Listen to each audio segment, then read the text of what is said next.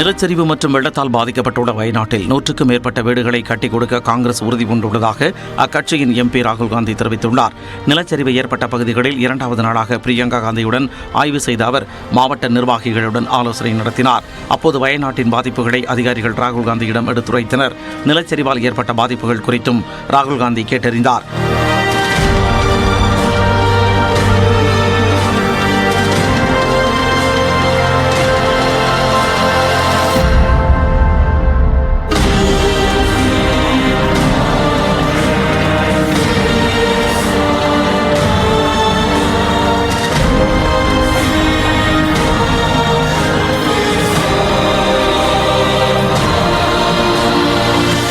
இதன் பின்னர் செய்தியாளர்களிடம் பேசிய ராகுல் வயநாட்டில் 100க்கும் மேற்பட்ட வீடுகளை காங்கிரஸ் கட்சி கட்டிக் கொடுக்கும் என்று உறுதியளித்தார்.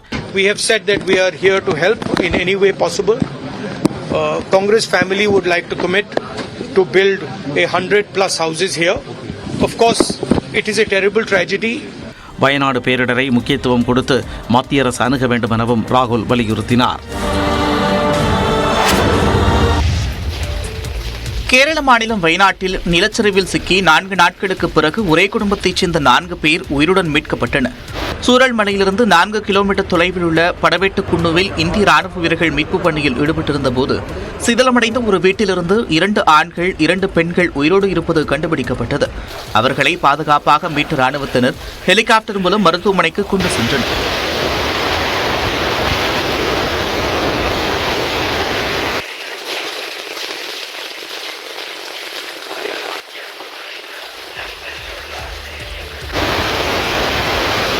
மீட்கப்பட்டவர்களில் ஒருவரின் பெயர் ஜானி என்றும் அவர் சொந்தமாக தோட்டம் வைத்து பராமரித்து வந்ததாகவும் மெப்பாடி பஞ்சாயத்து அலுவலர்கள் தெரிவித்தனர். அவரது குடும்பத்தைச் சேர்ந்த ஜான் போல், கிறிஸ்டி, எப்ராஹாம் உள்ளிட்டோரும் உயிரோடு மீட்கப்பட்டுள்ளனர்.